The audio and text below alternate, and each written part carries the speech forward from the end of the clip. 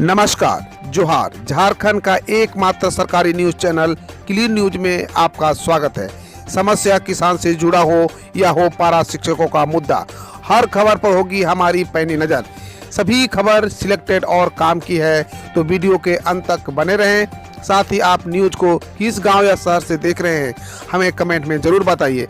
आज का लाइक हम 100 रखते हैं, उम्मीद है कि आप इसे पूरा करेंगे। और रोजाना पंचायत चुनाव का अपडेट पाने के लिए चैनल को सब्सक्राइब कर बेल आइकन को प्रेस करें। तो चलिए जानते हैं आज का मुख्य समाचार। झारखंड का फार्मा पार्क कैबिनेट ने दिखाई हरी झंडी। झारखंड की राजधानी के बिजुपाड़ा इलाके के बहरे में फार्मास्यूटिकल पार्क बनेगा। इसकी आधारभूत संरचना तैयार करने के लिए राज्य सरकार ने राशि विमुक्त करने की मंजूरी दी है।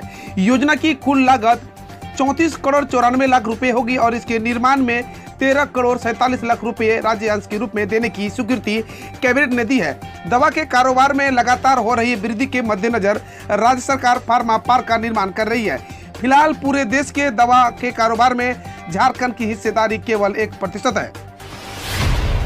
किसानों को अब कम ब्याज पर मिलेगा ऋण, कैसे करना है आवेदन, जानिए। प्रधानमंत्री नरेंद्र मोदी ने देश के किसानों का जीवन स्तर उन्नत बनाने के लिए प्रधानमंत्री किसान सम्मान निधि योजना शुरू किया था, तो इसके बाद भी उनकी आर्थिक उन्नति के लिए प्रयास कर रहे इसी कड़ी में इस योजना के लाभुक किसानों को सस्ते दर पर ऋण देने की शुरुआत की गई है। पीएम किसान योजना और क्रेडिट कार्ड अब साथ साथ यही नहीं, आत्मनिर्भर भारत योजना की कड़ी को मजबूत बनाते हुए पीएम किसान सम्मान योजना के साथ किसान क्रेडिट कार्ड को आपस में जोड़ दिया गया है, ताकि किसान आसानी से नई नई सुविधाओं का लाभ उठा सके। अब केंद्र सरकार किसानों को केसीसी या किसान क्रेडिट कार्ड के माध्यम से सस्ते या आसान ब्याज दर पर ऋण देने का रही है। बस इसके जरिए कुछ काम करना होगा। इस योजना का लाभ दोनों तरह से उठाया जा सकता है। इसमें वो किसान भी शामिल हो सकते हैं जिनके पास केसीसी है या जो पीएम किसान योजना के लाभुक हैं। जेपीएससी एग्जाम 19 सितंबर को 7th, 8th, 9th और 10th की होगी प्रारंभिक परीक्षा। झारखंड लोक सेवा आयोग द्वारा ली जाने वाली 7वीं, 8वीं, 9वीं और 10वीं सिविल सेवा प्रारंभिक परीक्षा 19 सितंबर को होगी। बुधवार को सभी जिला शिक्षा पदाधिकारियों के साथ हुई बैठक में झारखंड लोक सेवा आयोग ने यह फैसला लिया है। हालांकि अभी संयुक्त रूप से 4 सालों के लिए होने वाली सिविल सेवा परीक्षा से जुड़े अभ्यर्थियों की उम्र सीमा का मामला हाईकोर्ट में विचाराधीन है। बुधवार को इस बाबत फैसला आ सकता है। अगर हाईकोर्ट आयोग को यह फैसला दे देता है तो उम्र सीमा को 2016 से तय की गई है। इसे संशोधित करे तो यह परीक्षा अगले आदेश तक टाली जा सकती है। अब आयोग ने परीक्षा लेने की अंतिम तिथि तय कर दी है। झारखंड में 8वीं कक्षा तक खुल सकते हैं स्कूल। झारखंड सरकार कक्षा 9 से 12वीं तक के लिए स्कूल खोलने के बाद 8वीं तक की कक्षाएं आयोजित करने पर विचार कर रही है। झारखंड के शिक्षा सचिव राजेश शर्मा ने जिला शिक्षा अधीक्षक के साथ बैठक कर 8वीं कक्षा तक के स्कूल खोलने के संकेत दिए हैं। उन्होंने सभी जिला के डीएससी के बेंच और डेस्क की मरम्मत करने, कक्षाएं आयोजित करने के लिए सफाई और सैनिटाइज का काम शुरू करने का निर्देश दिया है। बीआरपी सीआरपी ने की वेतनमान व सेवा नियमित करने की मांग। बीआरपी सीआरपी महासंघ की जिला समिति ने विधायक दशरथ गगराई को ज्ञापन सौंप अपनी मांगों से अवगत कराया। ज्ञापन के माध्यम से बीआरपी सीआरपी महासंघ ने 17 वर्षों से कार्यरत बीआरपी सीआरपी की सेवा नियमित करने, वेतनमान व सेवा शर्त नियमावली तैयार करने, शिक्षा विभाग के रिक्त पदों पर बीआरपी सीआरपी को समायोजित करने में प्राथमिकता देने, झारखंड राज्य परियोजना परिषद की कार्यकारिणी में लिए गए निर्णय के अनुसार प्रशिक्षित बीआरपी सीआरपी को शिक्षक नियुक्ति में 50% आरक्षण देने, ईपीएफ समेत अन्य सरकारी कर्मियों को मिलने वाली सुविधा उपलब्ध कराने, झारखंड राज्य परियोजना परिषद के 39वें कार्यकारिणी में दिए गए निर्णय के तहत राज्य में कार्यरत बीआरपी सीआरपी की सेवानिवृत्त उम्र 60 से बढ़ाकर 65 वर्ष करने की मांग की गई है। वर्ष 1994 के बाद राज्य के 6 सरकारी संस्कृत स्कूलों में नहीं हुई नियुक्ति, गैर सरकारी संस्थान के भरोसे मध्यमा परीक्षा। झारखंड में मध्यमा परीक्षा गैर सरकारी संस्कृत स्कूलों और कॉलेजों के भरोसे हर साल आयोजित हो रहे हैं। इसमें सरकारी स्कूलों और कॉलेजों का योगदान नहीं के बराबर है। ऐसा इसलिए हो रहा है क्योंकि राज्य सरकार की ओर से चलाए जा रहे संस्कृत स्कूलों में न तो शिक्षक हैं और न ही स्टूडेंट। जय की ओर से जारी आंकड़े बताते हैं कि हर साल मध्यमा परीक्षा में 3 में से 5000 तक स्टूडेंट की संख्या में कमी आ रही है। संस्कृत स्कूलों में शिक्षकों की अंतिम नियुक्ति वर्ष 1994 में हुई थी। झारखंड में अब दलगत आधार पर नहीं होंगे नगर निकाय चुनाव। झारखंड सरकार ने अब राज्य में नगर निकाय चुनाव दलगत आधार पर नहीं कराने का फैसला किया है। सरकार ने यह फैसला किया है कि अब से राज्य में उप महापौर और उपाध्यक्ष का चुनाव जनता द्वारा प्रत्यक्ष मतदान से नहीं होगा। मुख्यमंत्री हेमंत सोरेन की अध्यक्षता में मंगलवार को हुई राज्य मंत्रिपरिषद की बैठक में यह निर्णय लिया गया है। चुनाव के दौरान नक्सली नेता से मदद लेने के मामले में पूर्व सांसद डॉक्टर अजय कुमार की मिली राहत, कोर्ट ने किया बरी। झारखंड के प्रदेश कांग्रेस कमेटी के अध्यक्ष और जमशेदपुर के पूर्व सांसद डॉक्टर अजय कुमार को रांची स्थित एमपी एमएलए कोर्ट से बड़ी राहत मिली है। विशेष अदालत ने नक्सली समर से बातचीत के मामले में आरोपी डॉक्टर अजय कुमार को साक्ष्य के अभाव में बरी कर दिया है। एमपीए एमएलए कोर्ट के विशेष न्यायाधीश दिनेश कुमार की अदालत ने बुधवार को डॉक्टर अजय कुमार को साक्ष्य के आरोप में बरी कर दिया। झारखंड के एक गांव में ही महिलाओं ने खोल दिया बैंक। अमूमन बैंक शहर या प्रमुख ग्रामीण इलाकों में ही खुलते हैं, लेकिन यह मामला थोड़ा अलग है। जादूगोड़ा के भाटिन पंचायत स्थित मेचुआ गांव में गांव की महिलाओं ने ही बैंक खोल दिया। वह इस बैंक का नाम केवल बखूबी संचालन कर रही है, बल्कि दूसरे पंचायतों के लिए भी मिसाल पेश कर रही है। जमशेदपुर स्थित जिला मुख्यालय के करीब 30 किलोमीटर दूर यह बैंक स्वयंसेवी समूह की अनुकूल महिला समिति चला रही है, जिसमें 12 सदस्य हैं। झारखंड में कमजोर हो रहा है मानसून, धीरे धीरे बढ़े उमस, सताएगी गर्मी। झारखंड में मानसून कमजोर हो रहा है। बुधवार की सुबह राजधानी रांची में मौसम मुख्य रूप से साफ है। वहीं कहीं कहीं हल्के बादल दिखाई दे रहे थे। तेज धूप के कारण लोगों को सुबह से ही गर्मी का सामना करना पड़ रहा था। इसके साथ उमस भी काफी बढ़ी हुई है। मौसम विभाग के अनुसार अगले 3 दिनों तक राजधानी के लोगों को ऐसे ही उमस और गर्मी का सामना करते रहना पड़ेगा। झारखंड के दूसरे जिलों में स्थिति में कमोबेश ऐसी ही रहेगी। झारखंड में 27 अगस्त से शुरू होगा 2 दिनों का इन्वेस्टर मीट। 1 लाख करोड़ से अधिक के निवेश की संभावना। हेमंत सरकार एक बार फिर राज्य में देश के अग्रणी कंपनियों को बुलाने की तैयारी में जुट गई है। 27-28 अगस्त को इन्वेस्टर मीट का आयोजन होगा। इस मीट में विभिन्न क्षेत्रों की विशेषज्ञों कंपनियां शामिल होंगी। जानकारी के अनुसार 28 अगस्त को राज्य सरकार Jharkhand industrial and invest promotion policy 2021 को भी लॉन्च करेगी। मुख्यमंत्री खुद औद्योगिक संस्थानों को पॉलिसी 2021 के बारे में बताएंगे। 28 अगस्त तक झारखंड को मिल सकते हैं मनरेगा लोकपाल। मनरेगा लोकपाल का इंतजार खत्म होने को है। उम्मीद है कि इसी सप्ताह 24 लोकपाल राज्य को मिल जाएं।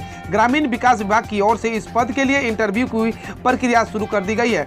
विकास आयुक्त अरुण सिंह की अध्यक्षता में चयन समिति द्वारा 24 अगस्त से इंटरव्यू लिया जा रहा है। समिति में ग्रामीण विकास सचिव डॉक्टर मनीष रंजन, पंचायत राज्य सचिव राहुल शर्मा, मनरेगा आयुक्त राजेश्वरी बी, JSLPS की CEO नैनी साहे भी शामिल है। 55 शॉर्ट लिस्टेड कैंडिडेट्स में से 24 का अब तक इंटरव्यू समिति ले चुकी है। बाकी के लिए बुधवार को इस प्रक्रिया को पूरा कर लिए जाने की उम्मीद थी। वहारे पंच और पंचायती रात भर महिलाओं को अपने कब्जे में रखा। संथाल परगना में आदिवासियों की एक पंचायत ने मर्यादा को ताक पर रखकर 3 महिलाओं को रात भर बंधक बनाए रखा। पाकुड़ के महेशपुर थाना क्षेत्र के दुमी गांव में 21 बीघा जमीन को लेकर 2 पक्षों में विवाद चल रहा है। इसी विवाद को सुलझाने के लिए मंगलवार को पंचायत बुलाई गई। इस दौरान 3 महिलाओं को पंचों ने रात भर अपने कब्जे में रखा। सूचना मिलने के बाद पुलिस ने छुड़ाने की कोशिश की, लेकिन सफलता नहीं मिली। 7वां जेपीएससी अभ्यर्थियों को बड़ा झटका, अपील याचिका खारिज। झारखंड हाईकोर्ट से जेपीएससी के अभ्यर्थियों को बड़ा झटका लगा है। 7वीं जेपीएससी परीक्षा में उम्र की सीमा निर्धारण करने के मामले में कोर्ट कल सुनवाई हुई। सुनवाई के दौरान अदालत ने सरकार के उम्र निर्धारण की सीमा को सही मानते हुए अपील याचिका को खारिज कर दिया है। कोर्ट ने मौखिक रूप से कहा कि अभ्यर्थियों के प्रति हमें सहानुभूति है, लेकिन सुप्रीम कोर्ट के आदेश के बंदे। तालिबान के खतरे से निपटने के लिए तैयार है भारत। सीडीएस जनरल बिपिन रावत ने बुधवार को कहा कि तालिबान से सख्ती से निपटना जाएगा। साथ ही सुझाव दिया कि क्वाड राष्ट्रों को आतंकवाद के खिलाफ युद्ध में सहयोग बढ़ाना चाहिए।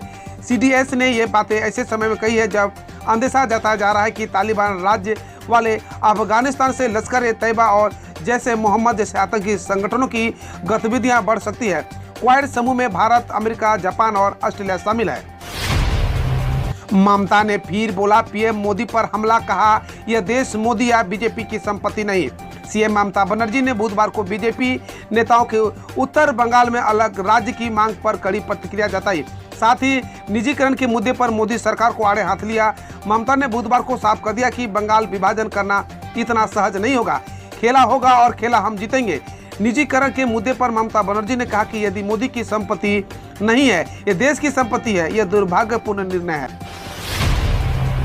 सलमान खान को एयरपोर्ट पर रोकने वाले जवान को सजा नहीं बल्कि इनाम मिला। 20 अगस्त को सीआईएसएफ जवान ने मुंबई एयरपोर्ट पर चेकिंग के लिए सलमान खान को रोका था। इसके बाद खबर आई थी कि इस जवान का फोन जब्त कर लिया गया है ताकि वो मीडिया से बात न कर सके। अब सीआईएसएफ ने ऑफिशियल ट्वीट कर इस खबर को गलत बताया है। सीआईएसएफ ने कहा, सही बात यह है कि संबंधित अधिकारी को अपने कर्तव्य को बेहतरीन तरीके से निभाने के लिए पुरस्कृत किया गया है। नारायण राणे का उद्धव पर पलटवार, मैं आपसे नहीं डरता, अपने बयान पर कायम हूँ। केंद्रीय मंत्री नारायण राणे ने जमानत मिलने के बाद सीएम उद्धव ठाकरे पर निशाना साधा है। उन्होंने कहा कि वे अपने कहे पर अभी भी कायम है। साथ ही कहा, मैंने ऐसा क्या कह दिया जिससे वे लोग क्रोधित हो गए। मैंने कहा कि जिस व्यक्ति को अपने देश पर गर्व न हो, जो अपने राष्ट्रीय त्योहारों को न याद रखा हो, मेरी ये बातें ऑन रिकॉर्ड है। सीएम ने यह भी कहा था, जो भी मातोश्री के खिलाफ बोलेगा उसका मुंह तोड़ दिया जाएगा। मोदी सरकार का बड़ा ऐलान, गन्ने के दाम में 5 रुपये की बढ़ोतरी।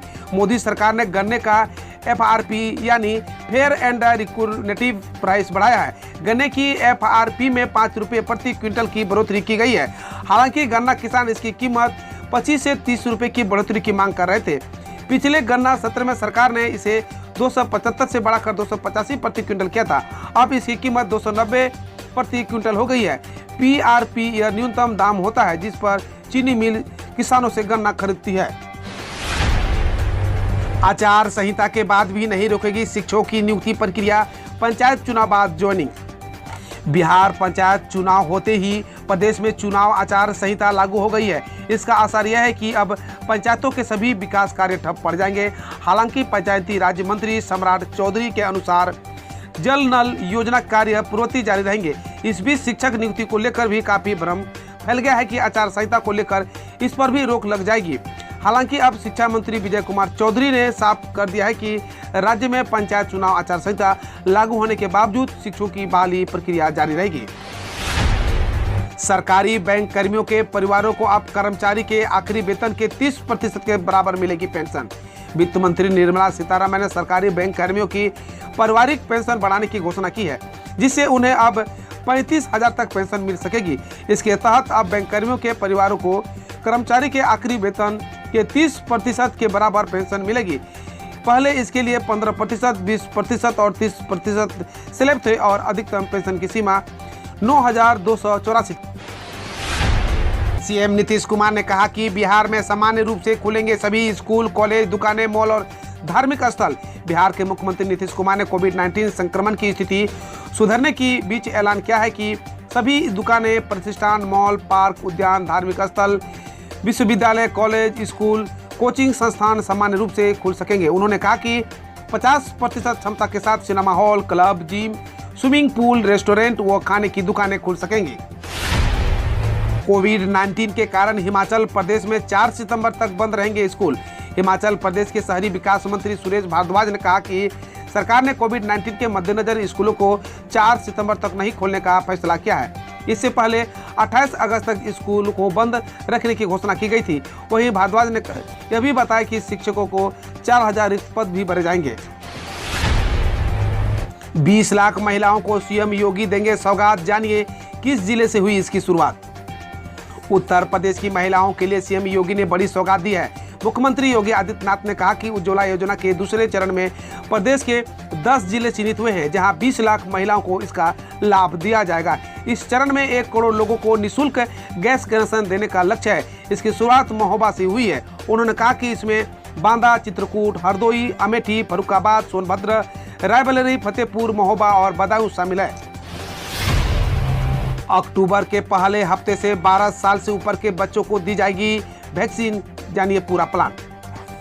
कोरोना की तीसरी लहर की आशंकाओं के बीच भारत में 12 साल और उससे ऊपर की उम्र के बच्चों को कोरोना का टीका इस साल अक्टूबर के पहले हफ्ते से देने की योजना है। हम रोज ऐसे ही न्यूज लाते रहेंगे, तो यदि आपने अभी तक क्लीन न्यूज को सब्सक्राइब नहीं किया है तो पहले फटाफट सब्सक्राइब कर लें, साथ ही बेल आइकन को दबा दें ताकि कोई अपडेट मिस ना हो।